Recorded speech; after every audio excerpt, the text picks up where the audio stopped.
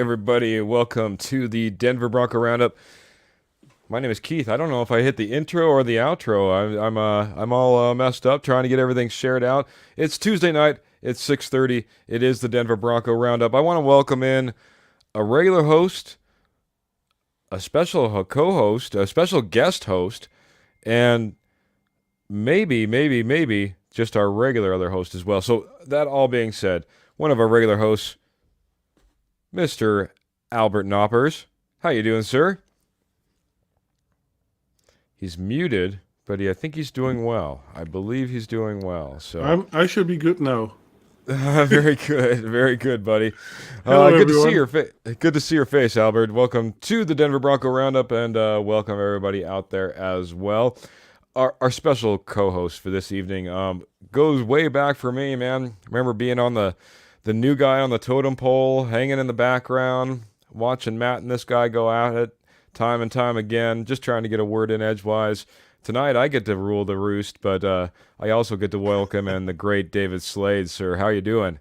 I'm doing well, thank you. Thank you very much for having me on tonight. I really appreciate it. So Well, man. nice to get back in and talk some Bronco football stuff.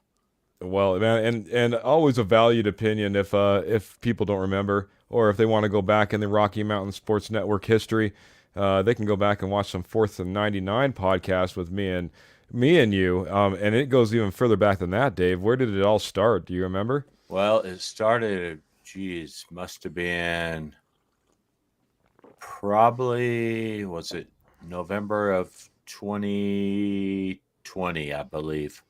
Okay. Is when Matt reached it. My son and I had a podcast we were doing called Slade Sports Squad, and Matt Staffiero from Rocky Mountain Sports Network reached out to me and said, "Hey, you want to collab with us?" So we joined up and started doing some stuff with him. So as Matt says, almost 3 years now. So that we started doing that, and went from there. We went from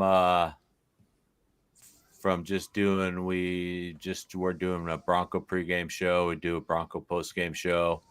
And then we started up with the War Room Wednesday show, which was a Wednesday evening. And we were talking all topics. We were talking hockey, baseball, basketball, pretty much whatever anybody wanted to talk about.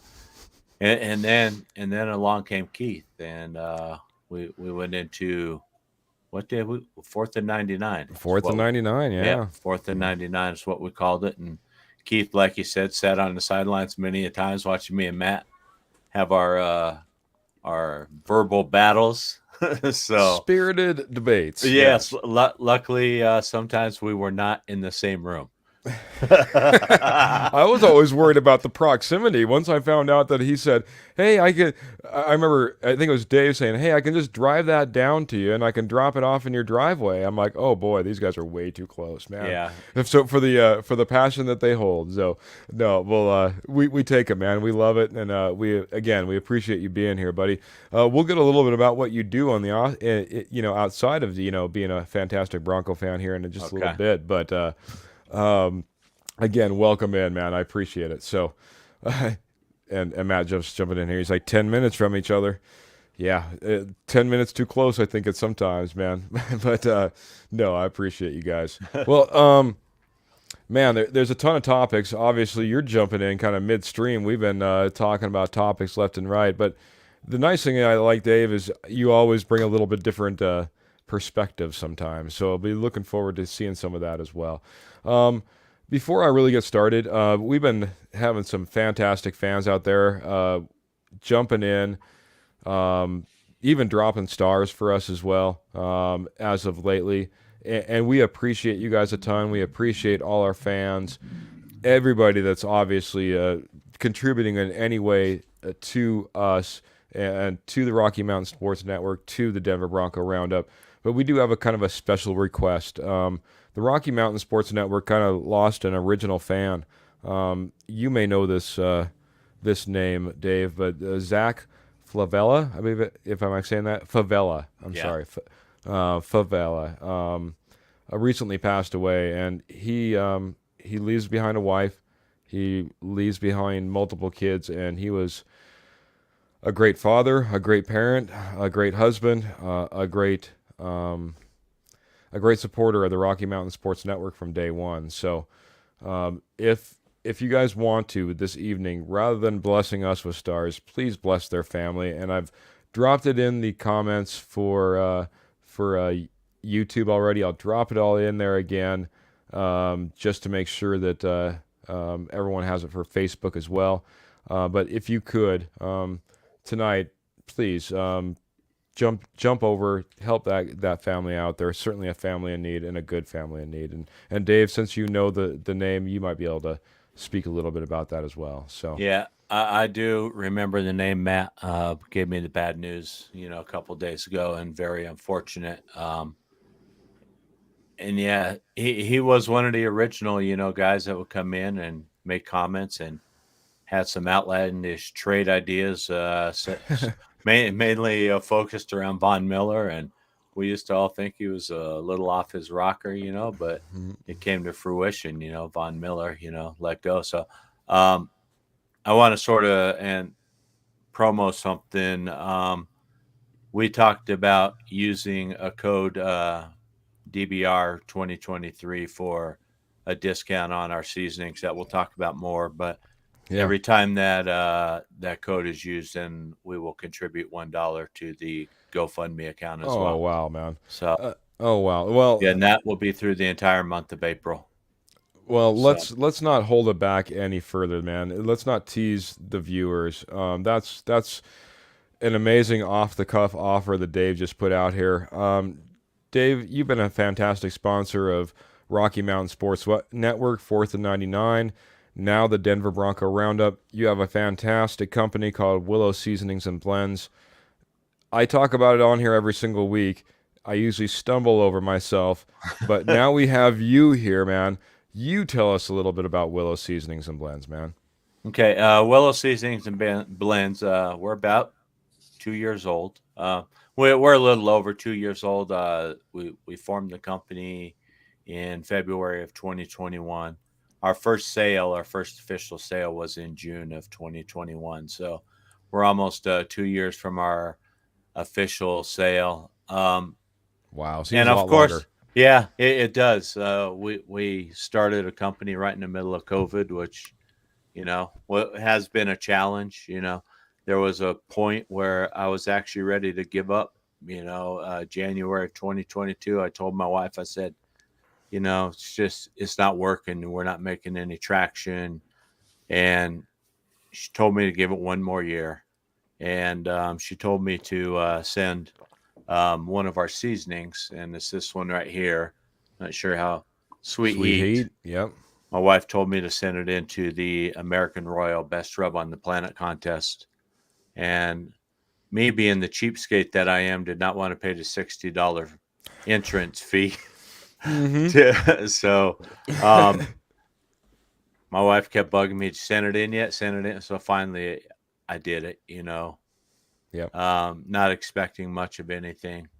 And then May 20th of 2022, we got an email from the American Royal Association with the results.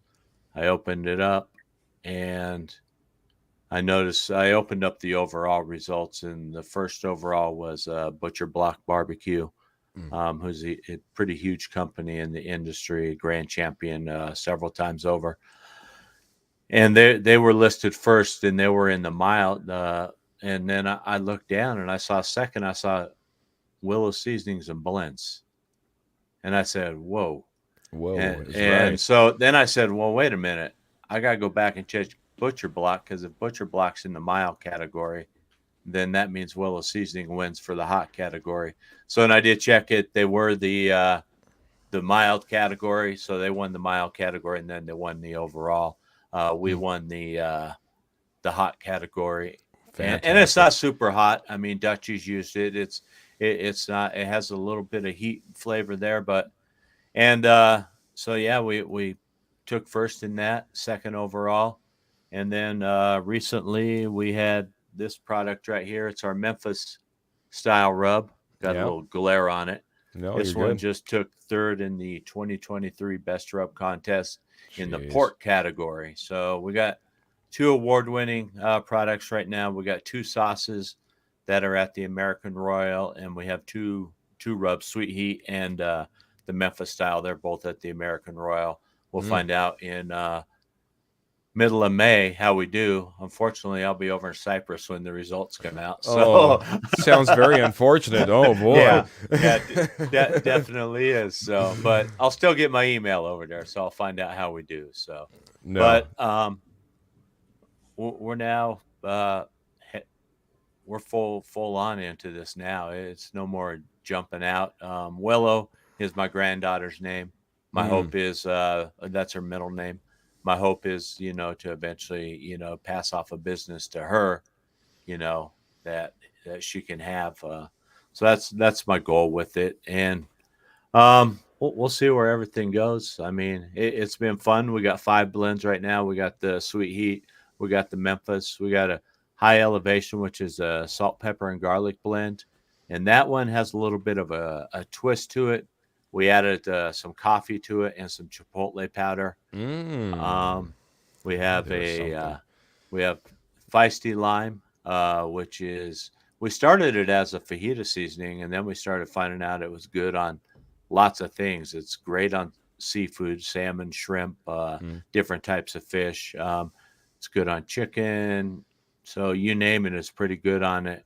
So we just switched it over. Now it's just an all-purpose seasoning is what we call it. And then we have our Sweet Smoke, which is our one of our original rubs. And that one went to the American Royal last year as well. It didn't do as well, but it was still, I think, top 25 in the mild category. So it's not like it's a chump, No. So. Fantastic company. Dave, I love how I tell him he can get on here and really promote his company. He's like, well, we're just this small little business out here just trying to scrap and make it. And, almost no, he makes it out to be a lot smaller than what it is, at least from a flavor perspective. You're all up and down the Colorado range. You're into Arizona. You're shipping all over the U.S., and from what I understand, even maybe a couple of packages that you sent especially overseas for some special people. So yeah, I sent some packages to Canada for some people that wanted to try it. We were selling these sample packs. You would get 5 of them for $10, and oh my goodness, those I would send those into Canada because it wasn't very expensive. I mean, there you go. Trying to send the big bottles in there gets a little costly, and I don't want to, until I can come up with a cost-effective solution, I don't want to pass that cost on to a consumer because it's really not fair to them to have to pay that. So maybe one day we'll find a distributor that we can just use up there and go that route and then let them sell it. So, and thank you, Michelle. But we also we have our sauces like I told you about. We have a Sweet Thang sauce, which is a Kansas City style sauce. It's based on a Kansas City style sauce, and we added in a little bit more to give it a little bit more of a kick. And then we have our 1859, which is a mustard based sauce. So the funny thing is about Sweet Thang, the way we came up with that name is on Twitter. I had a contest, and we ran it almost like the Final Four. I got a whole bunch of entries, and then we'd post them, and they'd go against each other, and people would vote them, bracket them down. And we bracketed it down, and Sweet Thang won. And I told whoever won, you're going to get a free bottle of this, and turns out the winner was in Australia. Oh no.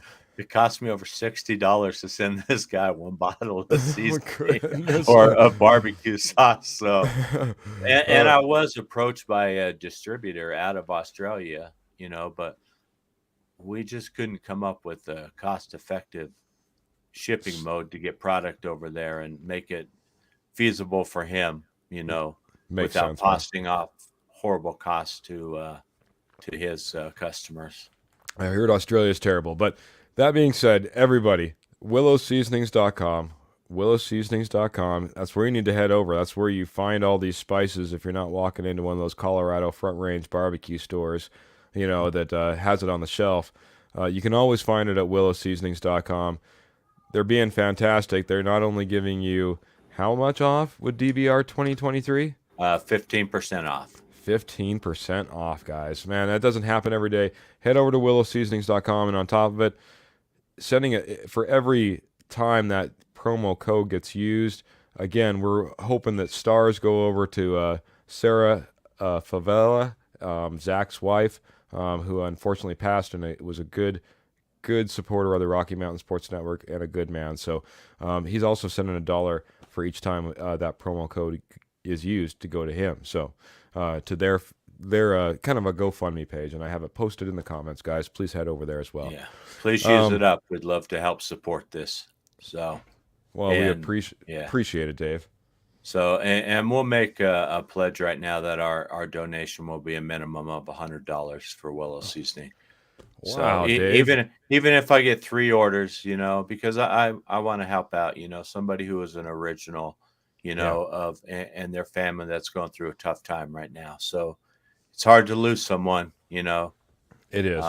It is, especially with kids involved as well. So. Well, we appreciate you, Dave, man. That's super generous, guy. I can't say enough, man. But we do want to move on to some Broncos topics. We've kind of gotten into it, and we need to get into a few topics. Want to hit a few from you. I want to start off real quick. Alex Ballantyne of the Bleacher Report came out with a article in which he called Sean Payton possibly one of the top 5 worst moves of the offseason. Quoting, I'm going to quote him, said, they gave up a lot of draft capital for a head coach who is more suited for a ready-made team to contend. Good decisions rarely come from a place of desperation. Dave, what is your thoughts? Are we in a place of desperation? And did we give up too much draft capital in order to get Sean Payton? I think we were in a place of desperation. Did we give up too much? I don't think so. I mean, if you want to talk about giving up too much, we give up too much for Russell Wilson. In my opinion, that was more damaging to what our rebuilding process than what we've done with the deal for Sean Payton. I mean, I think Sean Payton is one of the best coaches, in this league in a long time. So I think he can come in here, restore some order. I think that's the biggest thing. The culture around here just took a nosedive from, after Super Bowl 50. It's just like the things started heading south after that 9-7 season. And then the wheels just came off the bus, and it was, push candidate after candidate through here, and yeah. Whether a head coach or quarterback, yeah. Right. You're right. I think that, Sean Payton is going to bring that stability that we need here.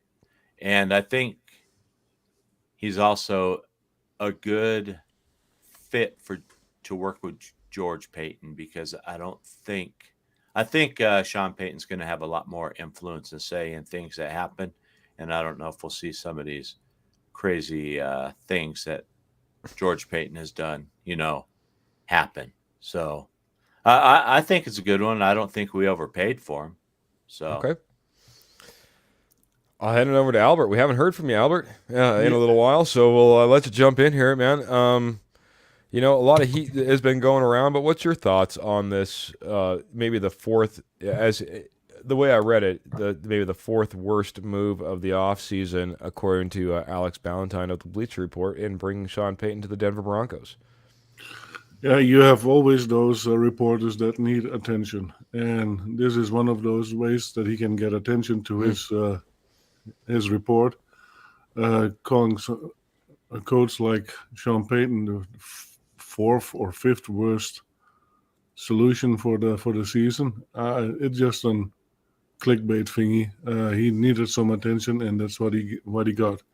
I know another one who is like that too. I call him coward, but call him coward. Coward. Pretty much I will put those two in the same box. It's like a James Marilat type. Oh, yeah.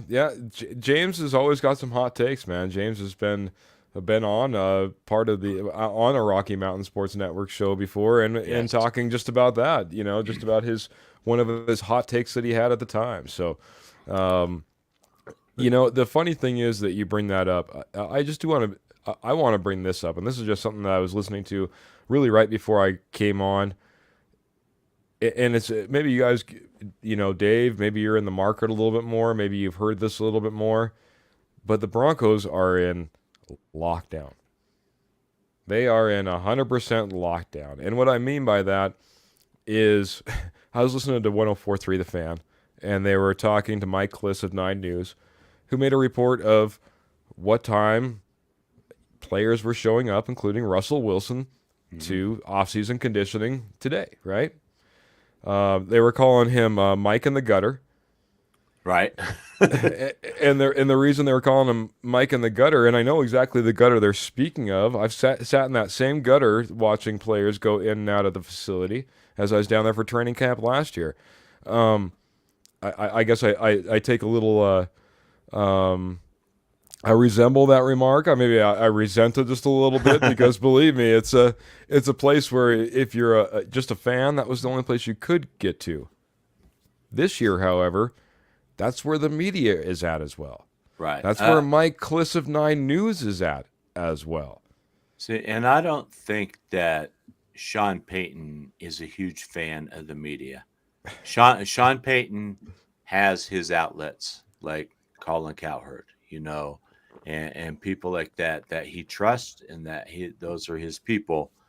And I think until he finds that trust with a local guy here, these guys are going to this the same way that Sean Payton ran the ship down in New Orleans. He's just not a media guy. He's not very friendly with them, we'll say, and I expect things to be a lot more locked down and secretive, and not a lot of information just freely coming out of the camp. Yeah.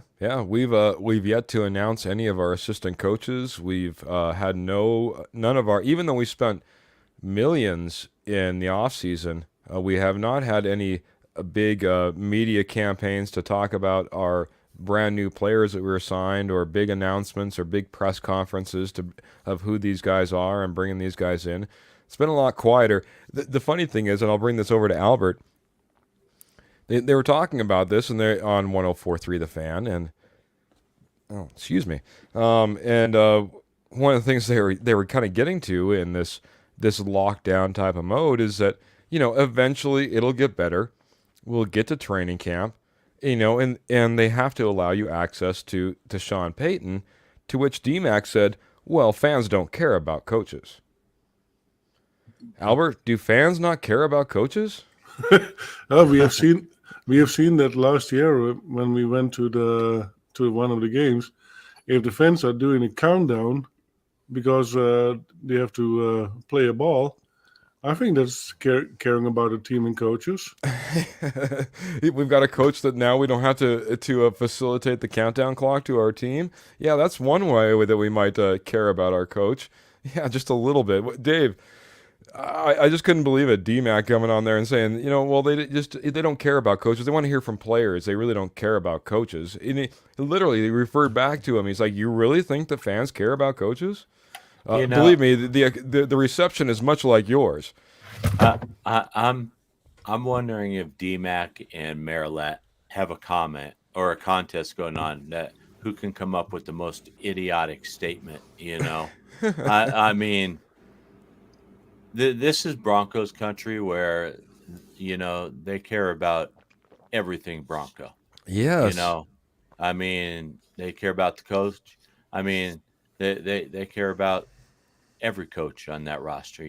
So I mean, and yeah, they want access to Sean Payton. They want to hear what Sean Payton has to say, what his thoughts are, how he's going to fix things, how he's going to fix Russell Wilson, how he's going to fix this offense. The fans want these answers, and for DMAC to sit there and say that, the fans don't care about the coach. Come on. Yeah. So We talk about all those off-season signings that we had. One of the biggest was probably Sean Payton, and that's probably, like as you pointed out, the guy we probably want to hear from of any of them. Mike McGlinchey could go up there and ramble on all he wants. Ben Powers could come up there and say some really fantastic statements. But who I want to hear from every single week, I'm sorry, I'd rather hear from Sean Payton. That's the guy I'd rather hear from. So, well, gentlemen, we're gonna make this like the Brady Bunch. We're gonna add in another child to the group. We're gonna add in Mr. Jody Moncrief. oh boy, I gotta go. I was gonna say circle's got the square. Me and Jody been having some battles, Oh boy, maybe I the should last couple of weeks. So only keep one of you up on the screen at a time, huh? all in good I'll fun. behave myself. They are all in good fun, and they're just Bronco fans, having some friendly debates. We love it, man. We love it, and a little bit of passion is okay. I have no problem with that. Right. So feel free, jump on in. And I do love the passion and the excitement and the optimism that Jody, as a Bronco fan, has. Yeah, But absolutely. sometimes me and Matt got to throw a little realism into Jody's life, so you can understand things. I appreciate you coming on here and keeping it civil, or whatever you said. You were going to keep it nice, or whatever you said. All of a sudden, that went out the door almost immediately. What are you talking about, Dave? Come I on, couldn't man. help myself. I mean, I can't help myself.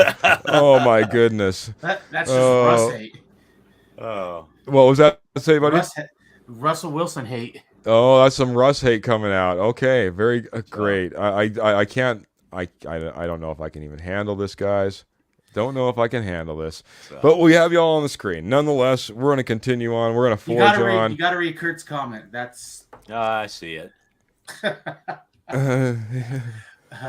Let me see. What do we got? Me and Jody just remember Russ bandwagon from day one. Oh, there he is.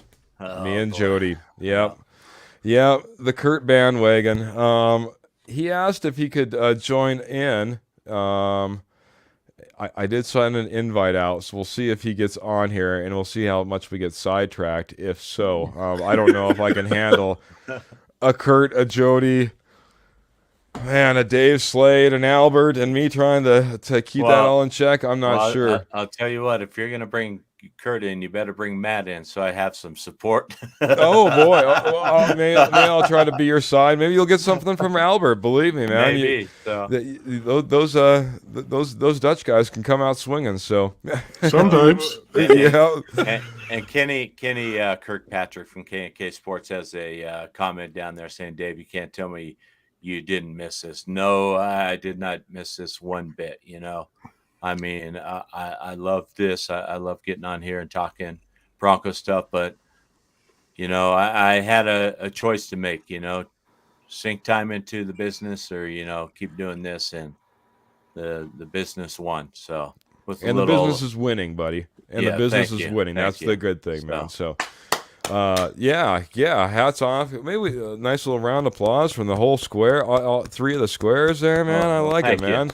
No, you deserve it, buddy. There's a lot more coming out there from all over Broncos country and DBR country. So we appreciate you, and you put out great product, and you do great things, and you're a great man. So, and you're a Bronco fan. So just right there, that should get you instant support from anybody needing some seasoning. So that's right. If you're a Bronco fan, you got to try these seasonings.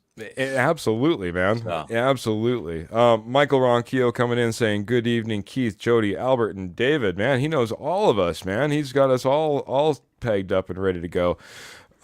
Hey, just want to make sure, Dutchie, we didn't have much time to talk beforehand. Are you all set to go on your segment? Do you have one for us? I am good to go. Okay, we'll have to.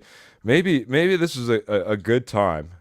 If you haven't, if that's okay, because we have everybody on here, and I know Dave said, "Hey, you only have me for a little bit of time tonight." I know we're kind of already running up against that a little bit, so I want to make sure that we get this segment in with as many players as possible, including all of you guys out there as well. Players in what? What are you talking about? I mean, what could this be? Well, there's only one way to find out.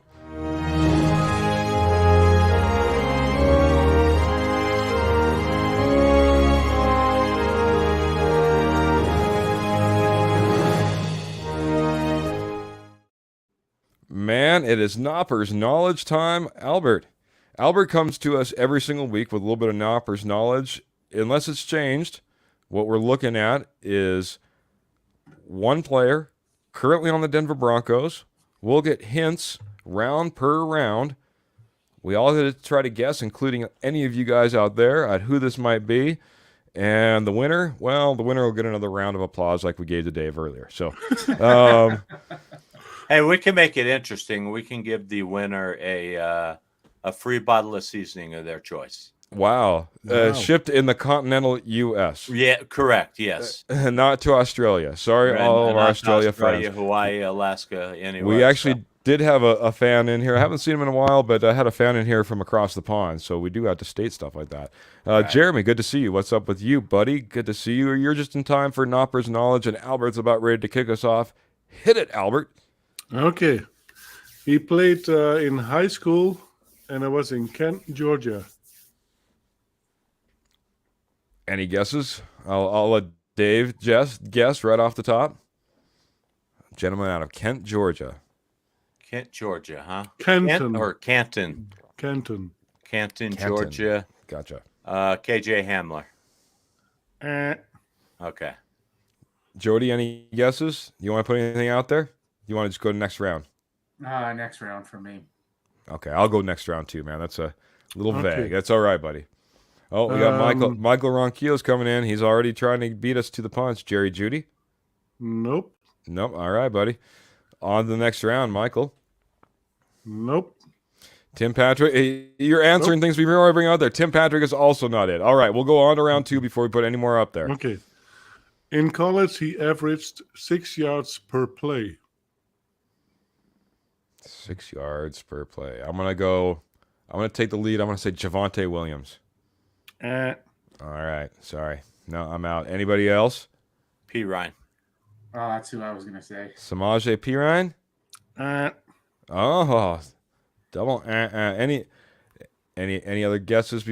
Oh no, Kenny also. Oh, but Kurt's coming in here. Alberto? Nope. Nope. Okay.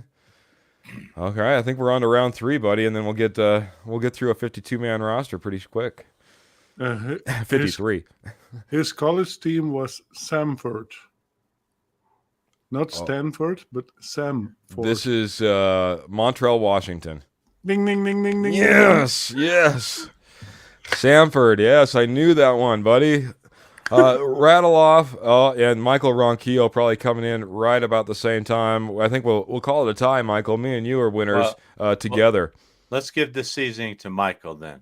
Yeah, well, yeah, because I don't think I need another bottle of your fantastic seasoning, man. I can call you up anytime. Michael, if you will get your address and what seasoning you want, and you can check them out at our website, willowseasonings.com, and then let Keith know. He can give me the information. I'll get it shipped out to you. Hey, big round of applause to Michael Ronquillo getting that answer right, and congratulations on that Willow Seasonings and Blends, little gift pack that'll be in the mail as well, buddy. Jump on over there, willowseasonings.com, find out what you like. Give me that information, buddy, and we'll get it sent off to you, man. Albert, we usually let you spout off 3 or 4 more things about our fantastic guy, Montreal, Washington. Why don't you tell us a few more highlights about him? Okay, so he was born on March 14th, 1999. Height is 5'10", and he weighs 181 pounds. Yeah, right. That's what it says. Oh, yeah, I statistically, yes. Yeah. I agree. Last year, he had 30 attempts, and he still did 6 yards average per play. His longest one was 19 yards, but he also had some negative stuff. He fumbled 5 times. Oh. So that is not too great. During the pre-draft press conference, George Payton placed the blame for the Broncos' lackluster special teams in 2020 on the personnel department. But it was not just the personnel department; it was also because of what Washington did. So it was not always glory with him. Yes, for sure. But Hey, yeah, just a quick comment real quick. Michelle Noppers just saying, Michael, once you get your favorite seasoning picked out and it gets sent to your house, she wants some pics of your first dish with the new Willow seasonings and blends. So that would be fantastic. That's a great idea, Michelle. We'd love to throw that up on the screen. So, sorry, buddy. Go ahead. Yeah, no What else we worries. got on Washington? When he started playing as a college player, he had at least one a kick return or a punt return all the way back to a touchdown. So he was very, very good. He led the FCS in all-purpose yards with almost 2,000 yards and totaled 18 touchdowns. So There he you is go. a pretty decent prospect. Yeah, he couldn't be a burner. Does have some return capabilities. Didn't really see that on the field last year, but as I kind of spoke about, coaching, I think is really going to change the Denver Broncos one year over another, just not the player changes that we see on the field. So, Yeah, and that's what I don't understand from the article from the one DMAC or whatever you call him. Sean Payton is one of the winningest coach in the league. What does he have? 179 over 91 record or something like that. very close, yeah. So if Sean Payton can't do it, then there's no coach that can do it. Yeah, that was Alex Ballantyne. We were talking about the Bleacher Report a little bit Or earlier. that one. Dave, how much more time do we have with you? Oh, probably about 5 minutes or so. All right, man. We'll just dive into a topic. We'll get Jody obviously in here as well. Get his wonderful voice on the mic. I just wanted to talk a little bit about we'll hit this one because again, time real quick. Tim Patrick kind of came out. He was on the Broncos Avenue podcast. And we don't hear a whole lot as we kind of spoke as things kind of on lockdown. But Tim Patrick coming out, kind of talking about the Raiders and the Chiefs. He said, quote unquote, I don't like either of them, honestly. He says, in regards to the Raiders, he said, I can't stand basically people who are cocky and not good. And the Chiefs are just cocky little SH blank TS. Jody, we don't have a whole lot of coming out of Broncos country, but Tim Patrick seems to be stirring it up a little bit. What do you think about Tim Patrick's comments? And is it detrimental to the Broncos to already be talking kind of smacked, especially the Chiefs who sit atop the top? No, I don't think so. I mean, Nathaniel Hackett didn't want to acknowledge that we were in a rivalry or anything last year, and you've seen what that did for us. Nothing. So let's speak your mind. I'm glad that he said he doesn't like him. There's no reason to. You got to play them twice a year, and that should be one of your number one goals is to beat Kansas City for sure. Very good, man. No problems with it. Dave, what's your thoughts, man? Tim Patrick kind of coming out, kind of breaking the barrier, kind of speaking what he had to speak on the Chiefs and the Raiders, man. I like it. I mean, it shows a little heart, a little passion around here. I mean, and is he lying? No. I mean, he didn't come out and tell Kansas City that they're horrible, you Yeah. know.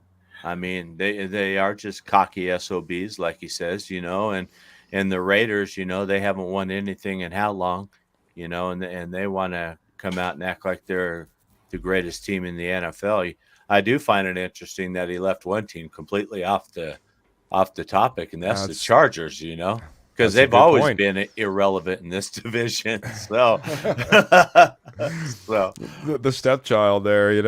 Right. I mean, but I do like that, players are coming out and they're showing a little bit of fight and get away from that Hackett mindset of, oh, they're all just our friends, No, they're not, Right. These are our enemies. These are guys we go to battle with. These are guys we have to beat to win our division. You got to take care of your divisional opponents first if you're going to win your division.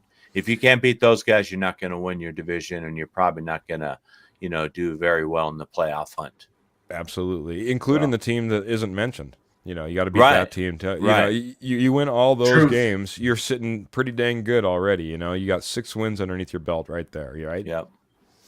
For those who can't see, Kurt Valente just coming in saying, Tim Patrick, love it. Told you the other day someone has to punch Casey in the mouth. We will do that to them. Let's go.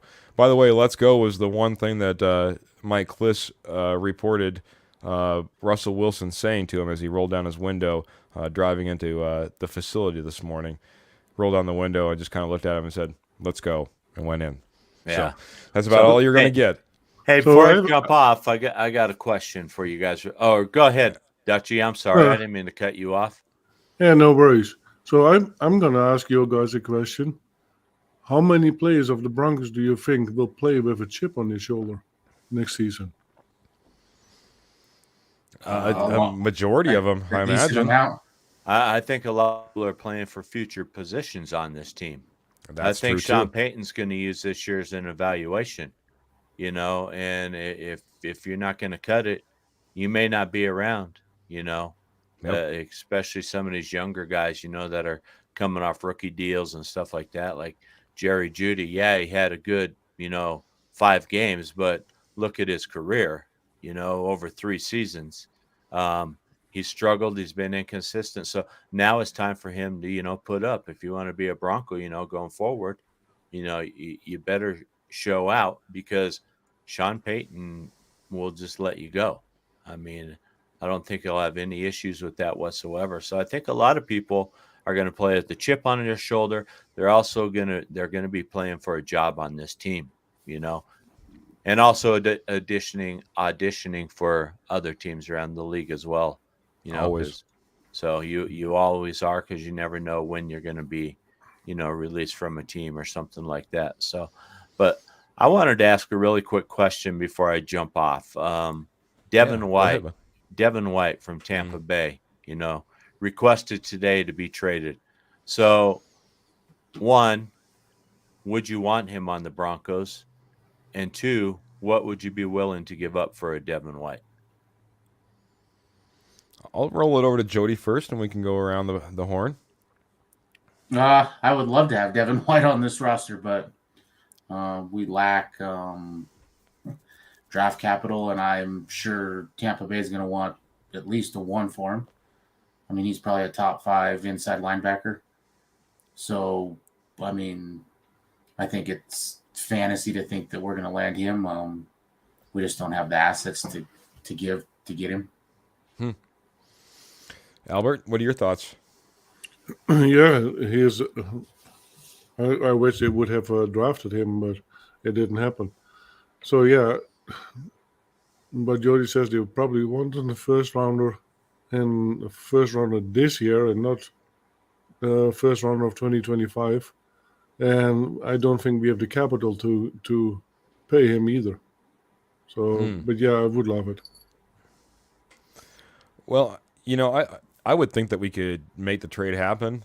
Whether I think that we should, I think it would just end up depleting us some from the position that we're at. But Dave, I'm right there with Albert. I wish we would have drafted him. He was a draft favorite at the time for me.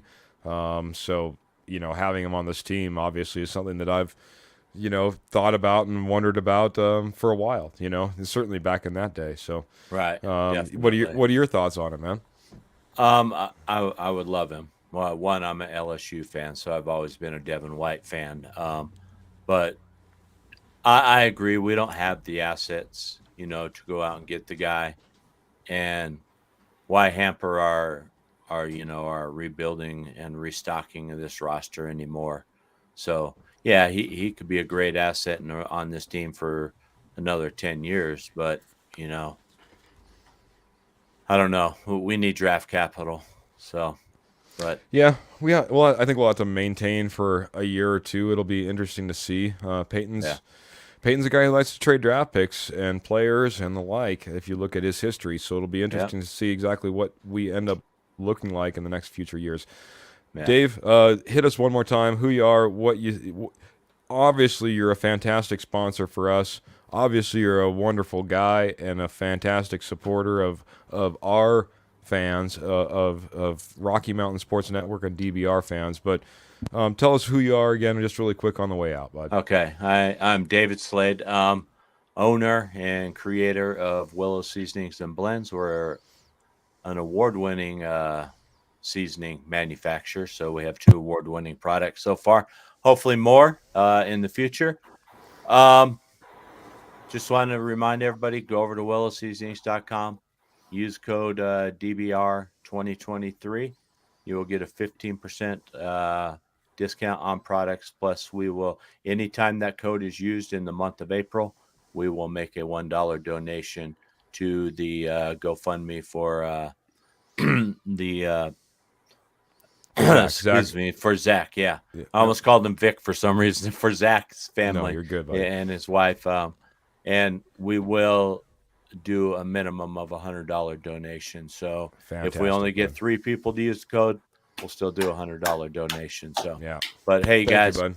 It's a good cause, and it's a good reason for you to go try out some good seasonings and support a local Colorado company and a Denver Bronco fan. There you go, buddy. But hey, thanks for having me on. Any other time you want me on, let me know. That goes for you guys over at K&K too. Let me know. So I'd love to get back in, talk a little bit of Bronco football every now and then when I can. Love it, buddy. Love Hey, it. Dave. Have anybody? Yeah, Jody. Before you leave, can you say something nice about Russell Wilson? Has the potential to be a very good quarterback if Russell Wilson can overcome his own ego. So, and hopefully Sean Payton can get that in check. Because if he does, I think Russell Wilson could be very good next year. I don't think he'll be where you say he's going to be, but I don't think we need him to be there either, as long as the running game is working, and everything else is working. So I just want Russell to be better than Russell was last year and make smarter decisions and, see the field, because he wasn't seeing it last year. He was missing open receivers and things like that, and locking on to first reads, and it was almost like he was a rookie. So, right. Which was sort of concerning. And hopefully this year he rebounds and he does a lot better, because I think he has the potential, and I hope he does for the Broncos' sake. I'm not a Russell Wilson fan. I've never been a Russell Wilson fan. I think Russell Wilson's always been a product of the system that he has played in. And Geno Smith sort of proved that himself, that maybe it's Pete Carroll's system that elevates quarterbacks play. So, but as a Bronco fan, I want Russell Wilson to do good. I'm not going to sit here and hope that Russell Wilson tanks just so I can get on here and tell Jody, I told you so. We appreciate that, Dave. We appreciate that. I would rather Russell Wilson play like Jody says he's going to play, so Jody can tell me, I told you so, and the Broncos have, 11 or 12 wins, and we're battling for the division title. That sounds fantastic to us, Dave, man. I understand where you're coming from, though. Dave, thanks again so much for joining us. You have a great night. Say hello to your family, and the best wishes to you and your business. Right. Keep it going out there, buddy. Thank you, Bronco Country. Thanks, Dave. Thanks, everyone. Have a great evening. Yeah, you too, buddy. Appreciate you joining. Have a good night. You too.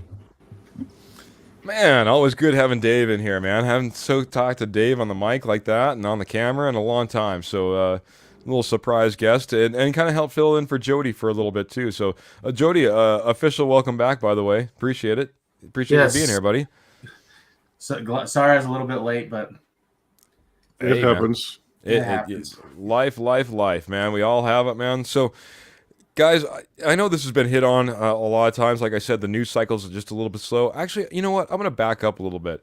I want to talk one more time about the whole Mike Kliss standing in the gutter, being out there at 4:30, seeing, Russell Wilson walk in, just before 6 a.m., the pre-dawn, Russell Wilson is making it to training, to off-season activities, I guess it'd be. All that means nothing to me.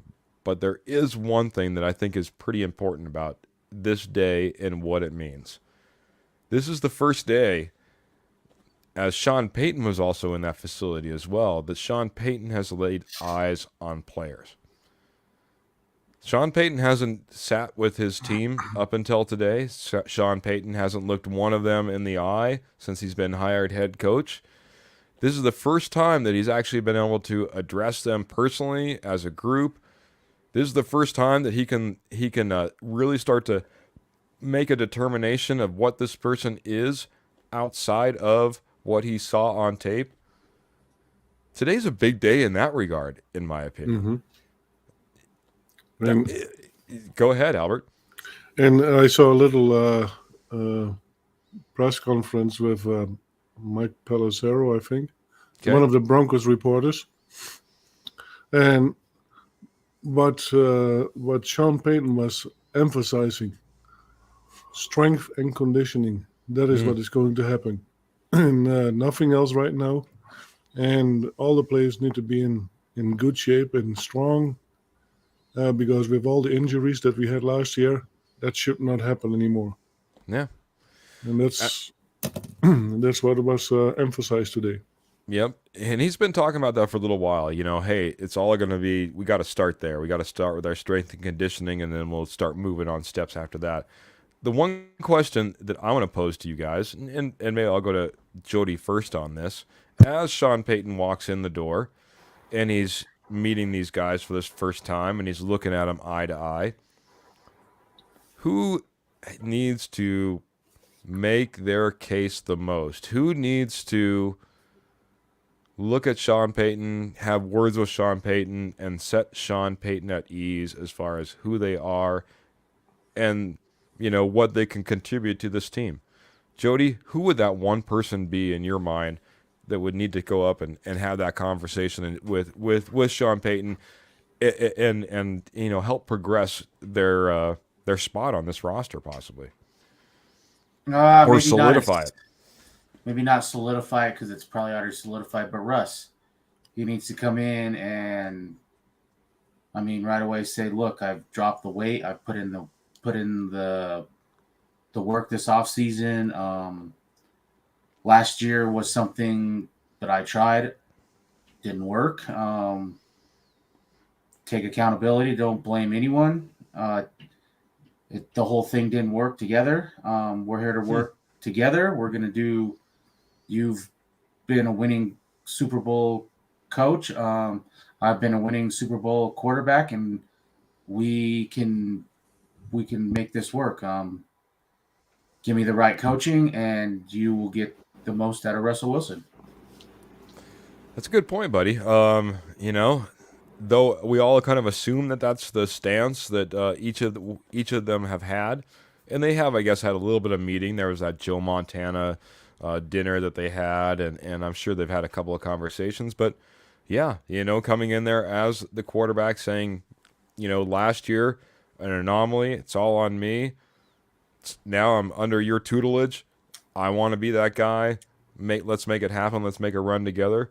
Great answer. Michael Ronquillo coming in and saying, Greg Dulcich. Yeah, I could see that. Here's, and this is the reason why. Not only did he split time with Albert O and Beck and you name it, Tomlinson last year. He was not just the mainstay, though he ended up coming on a little bit later in the season. But then you also have things like Manhurts was brought in this offseason. And then you have things like the Oregon State tight end, and I'm forgetting his Luke Musgrave, that's going to be taking a top 30 one of our 30 visits. He's going to be coming to the Denver Broncos, and he's supposed to be one of the top tight ends in the draft. So yeah, Michael, there might be a reason that Greg Dulcich needs to walk up to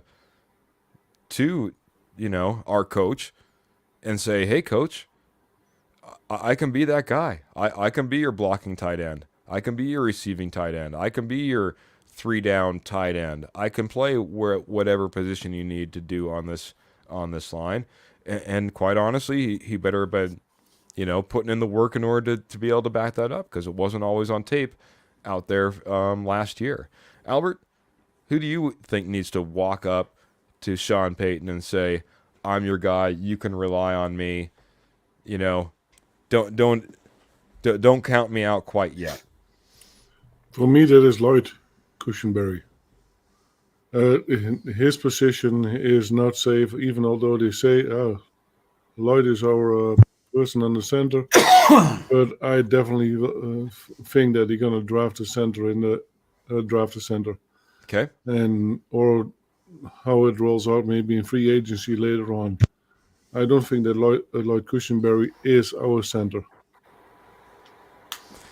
Yeah, a lot of people talking that way, buddy. A lot of people not really sold on Lloyd Cushenberry. They look at him as the weak point on this line, and he might need to try to have that conversation. Now, little vote of confidence. We look at him as our starter. Because what was said. Because they don't have a better one yet. Because we don't want to move anybody in. We don't want to bring Luke Wattenberg or Miners and switch positions. Yeah, I guess there's some point to that. It's not like there's a plethora of centers on this roster. I don't know where else you'd look at this point for your starting center. So, you can take that both ways. But yeah, that would have to be right up there. I would have to agree, man. I'd have to agree. Boy, if I had to pick mine, I'll have to pick somebody that you guys haven't picked. Randy Gregory. Randy Gregory is a guy that needs to go up there, and we need an elite edge rusher on this team. Von Miller's gone. Bradley Chubb is gone. Nick Bonito is a prospect. Browning is. Go ahead, buddy. You should have said pick one from each side, offense and defense. Oh, geez, we'd be here all night. No, but honestly, Randy Gregory is a guy that needs to step up. He's not living up to his contract. He's not living up to his potential and his name and what his legacy might have been. He has it there. We see it. He's coming in healthy. He needs to go up to Sean Payton and say, "Man, I'm ready. I'm going to put in a healthy season.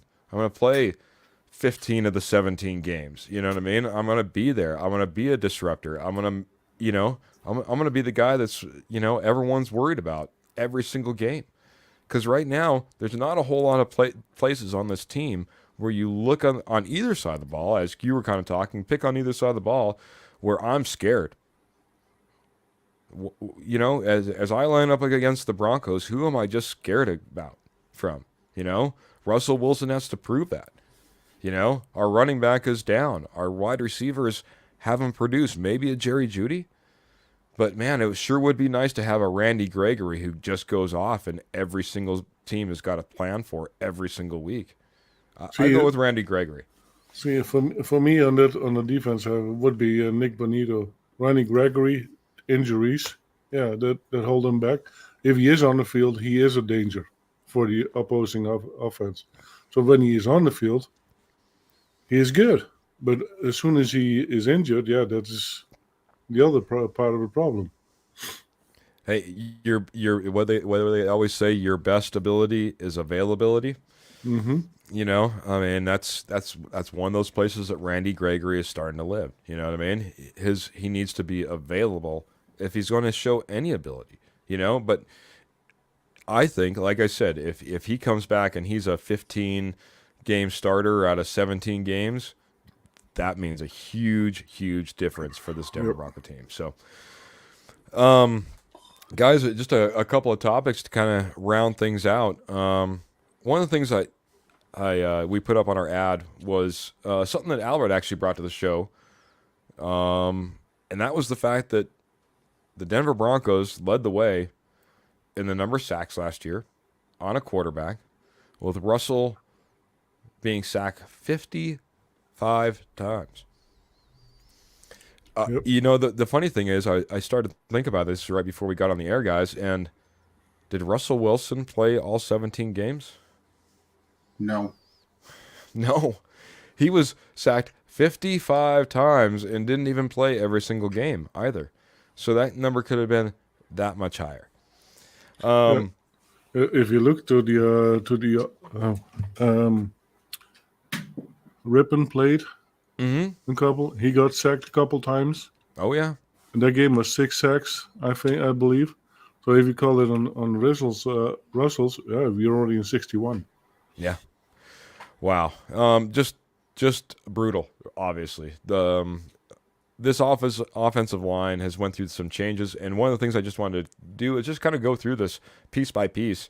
We'll go through it position by position, and the first one is and just tell me what your thoughts are around these positions. We'll start off with Jody. Jody, this guy starting on the left side went down last year, has been questionable, maybe having his best success during a COVID season. Certainly has taken steps in the right directions during some years and steps backwards, especially early in his career. But Garrett Bowles returns as left tackle. So what is your thoughts of Garrett Bowles as he comes back this next year? And how, I mean, I guess we could grade it A to F. Where would you grade him as far as a left tackle for the Denver Broncos this year? He's a serviceable left tackle. He's not a elite left tackle, but he is. Before this year, I mean, he's been pretty much healthy. So I would say he's probably top half left tackle, maybe middle of the road. I mean, you can do a lot worse there. So, but I think he's got a lot to prove this year. I mean, his deal's $10 million underwater, and he, from reports, said he was not restructuring. So he's got a lot to prove. What makes you not want to restructure? What, some different things. What makes you, I mean, you've led the league in holding. You don't have the nickname Garrett Holds just because. So there's some things that are going to change. And I expect some changes there. You're going to play better or not see the field. So yeah, kind of an up and down support but non-support type of evaluation, I guess, of a Garrett. I mean, Bowles. I can give him like a B-. You can do much worse there, but you definitely can improve and you can save money. Yep. So I don't know if Denver doesn't pick someone up or move up or get somebody in the draft, then I would say he's pretty well set. Yeah. But if they go and get like a Donovan Smith on the cheap or Taylor Lewan, who's reported to be in Denver right now, somebody like that, then he might have a little bit something to worry about if he's not willing to restructure his contract a little bit. This is very true. Albert, what are your thoughts as Garrett Bowles comes back to left tackle this year? No, I think he will do much, much better than what he did last year. We might see him, the Bowles again, that when he got the year before his big contract, he will have more support on the guard side. There's a different coaching and O-line coach. Butch Berry definitely was not it.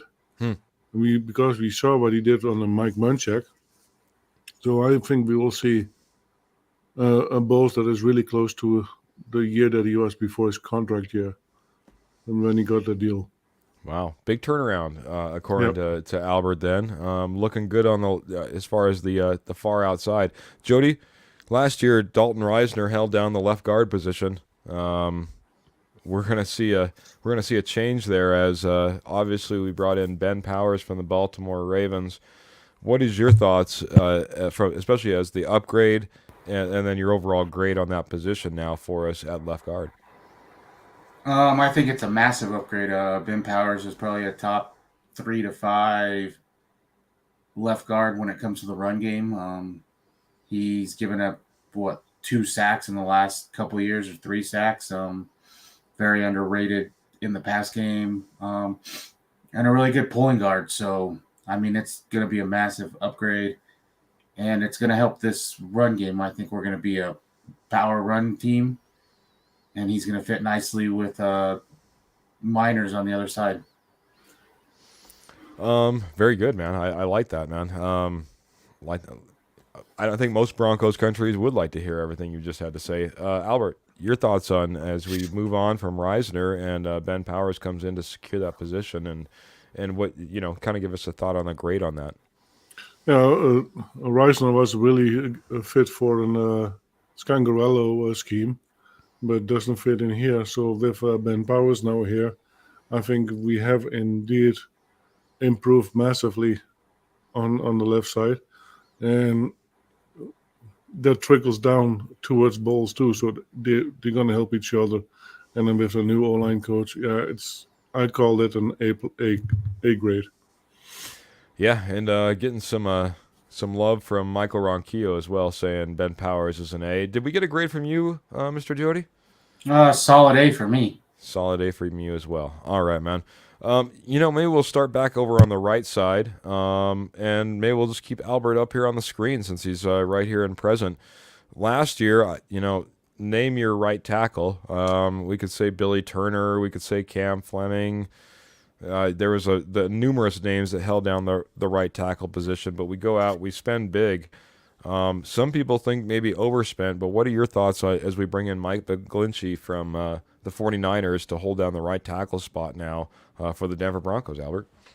With Mike Lynchy is really good in the run offense. So and that is what we're going to play anyway.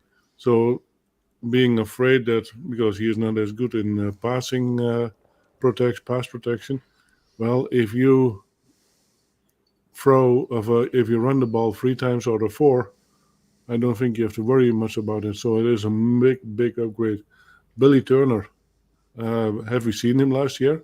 Well, I think 1 game, and then he was out again.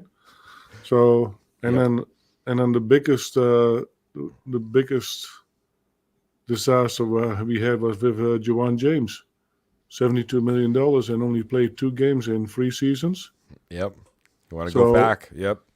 So I don't think that this was a big spend. I think this is a solid A for me as well. Man, 2 A's on that front. Jody, you gonna agree, or what are your thoughts on McGlinchey as we start to pare down the right side?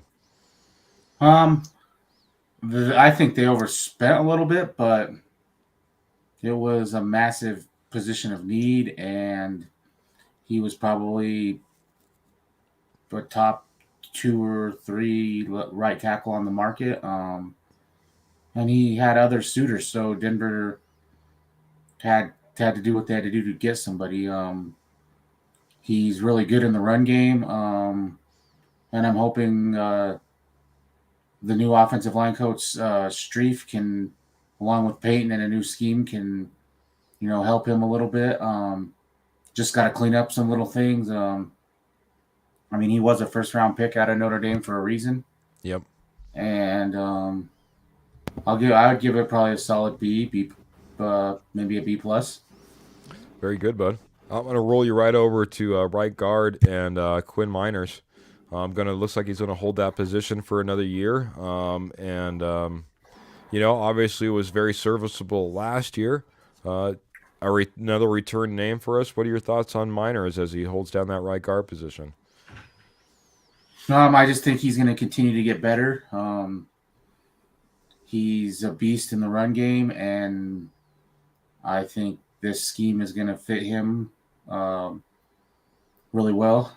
It looks like Denver's going to run the ball a lot, and that's what he does is, like to bully people on the line. And he was good in the pass game last year. I mean, he only gave, I don't remember, like 3 sacks last year. So I think he's going to be really good. Another year of getting snaps, and I think he's going to be really good. I like Denver's 2 guards really well. This is probably a solid B plus, A minus. Very good. Albert, your thoughts on Miners as he returns to right guard? Yeah, I'm a big fan of Miners. I liked him from the beginning, and he got opportunity, and he literally ripped that opportunity for somebody else who was there before out of their hands, and he took it with stride. I'm a big fan of Miners. Yeah, definitely an A for me. An A as well, man. Well, I know I'm going to transition with you on the screen to probably a non-A grade, but I want to get your thoughts on the last remaining position we have, and maybe try to give me some positivity, if at all possible, for Broncos country and Denver Bronco Roundup fans on Lloyd Cushenberry, buddy. Lloyd Cushenberry, he is a center that he is putting the effort in. He wants to learn the system. He wants to be better, and he might improve with the people next to him. But I just don't think he fits the scheme. But I will give it the benefit of the doubt. Okay, buddy. And just overall, how would you rate him in our Denver Broncos offense as center? In the new offense, I would say, C at the max. If it would be a widespread scheme, it might be better. But for this offense, I don't think he fits. Just a non-fit, probably knocking him a grade or two down. Then, in your opinion, then obviously he's got some work to do as well. How would you? By the way, Michael Ronquillo coming in and giving a C as well for Cushenberry. Jody, give me your breakdown on Cush, and like I said, maybe a little positivity for our fans out there. So, I'm gonna give it an incomplete right now. I need to see how he comes back off of this injury, how he comes back. I think he's got to have a massive chip on his shoulder. For the last 2 years, he's been widely regarded as the weak link on this O-line. But Sean Payton kept him around. I mean, that was easily a position that they could have addressed right away, and they did not. I mean, they went and got a center that Russ has played with, but was mainly a backup in Seattle. Only played because his starting center went down. And they've really not tried to address it. There's really been no rumors of Denver looking to sign a center or anything. So very true. So Peyton sees something there. And I'm going to roll with him, Peyton. We trust until I see different. But I'm going to give it an incomplete. I think he's going to play, like I said, with a huge chip on his shoulder. And if he's been in the weight room and gotten big, I think this might be what the right word I want is. This could be a under the radar type guy that they kept on this roster that we just didn't go spend big money on another center. Good point, man. Good point. That's all what we're all hoping for, man. I want to get back really quick to where we started this. 55 sacks is what we had last year. So, I mean, really, I think there's only one way to really fix this, man. I think I need a ruling.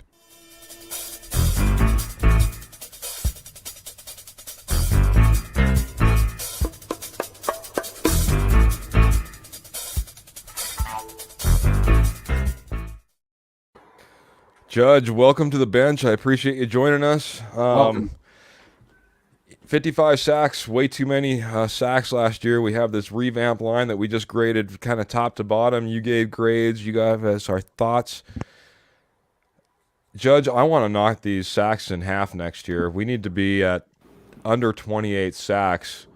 And I need to know, with the changes that we've made, whether through offensive line, whether through coaching, whether through scheme, are we going to have fewer than 28 sacks next year? I think so, and it really comes down to two reasons for me. One, the additions we've made on the offensive line, and two, Sean Payton. He is going to make Russ throw the ball.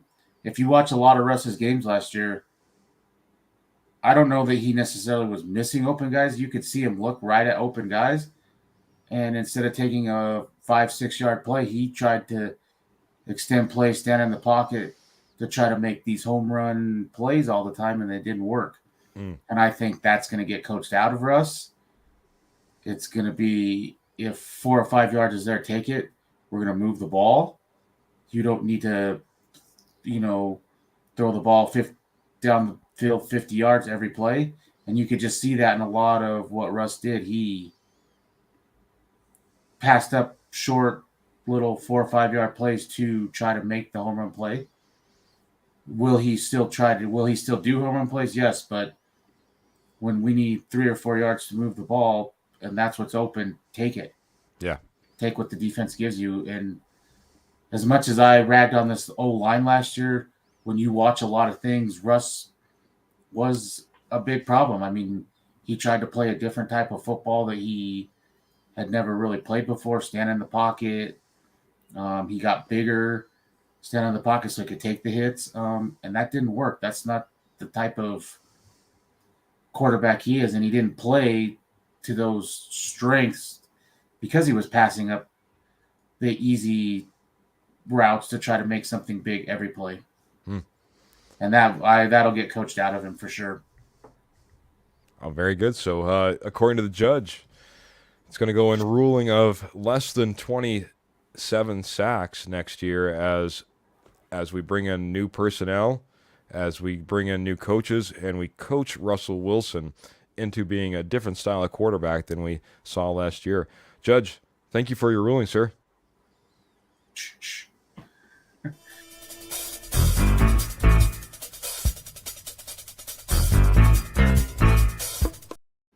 All right, gentlemen. I appreciate that. Let's get around to some final thoughts. It's past time. I'm going to rack it up to Jody because we're always on time unless Jody's here. No, I'm just kidding. Albert, any final parting thoughts? I know we didn't get to everything that we had on the agenda or on our advertisement, but give me your thoughts and give Denver Broncos country your thoughts as we get out of here, buddy. First, I want to say to the family, Favela, wish you all the best and all the strength, and my condolences. Yes. And then, I'm looking forward to the new season, and hopefully the strength and conditioning coaches are taking the injuries out so that we can have a full team, at least for half of the season. Wow. Really, really high expectations. We want all our starters for just at least half the season. Guys, just because Albert brought it up, I did dump that link into our comments again. Again, if you want to be giving, rather than giving us stars this evening, if you could head on over to the Gives and Go website and to help out Zach and Sarah, or help out Sarah now that Zach has passed, the Favela family, who've always been a great supporter of the Rocky Mountain Sports Network. That's where we'd like to be. See all your donations go towards. So we appreciate it. And hey, don't forget, if you head over to willowseasonings.com, use that DBR 2023 code, you get 15% off. And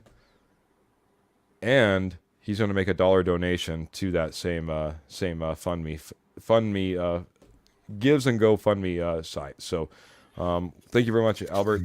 Jody, your closing thoughts? I'm just really excited to see how OTAs start off. I'm really excited to see Russ was one of the first players there. From all the pictures we've seen this offseason, I mean, he's lost the weight. He's gotten himself back into tremendous shape. And because that's what the media does here, I'm really interested to see what kind of narrative they can come up with now to bag on Russ. Last year he was fat, out of shape, or whatever. Now he's came in shape. What are they going to find? I mean, there's somebody out there just looking to drum something up, and what they can find. I mean, he showed up too early. I mean, Yeah. I just think, and I listening to Dave Logan this week, it was just something that really struck me. He said if he was Russ, he would be not publicly, but just in his own mind, keeping track of all the people that just continuously bagged on him and different things, and just every day use that as fuel for the fire, and every day when you wake up, look in the mirror, do you want pancakes for breakfast or do you want a fruit salad and stuff like that? I mean, just things that that didn't go well last year, just use that as fuel for the fire. And I think you're going to see comeback player of the year and lots of big things from Russ. Yeah, a lot to stay tuned to. Obviously, it's a whole new era. One of our things that we got to that we didn't get to was just the fact that Elway did walk out the door in this last week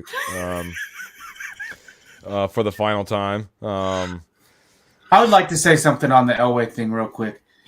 I mean, let me just hit this point real quick. Yeah. Quick. I just want to say that it is a turning of the page. We are going to see a few things that are different. We went from the Elway and Bolin, ownership group, and officially as that left for this week, we're now officially into that Penner and Payton group, and it's going to look different. It's gonna feel different. The past is the past, and we're into a whole new future. So, Jody, go ahead and hit what you wanted to say on that.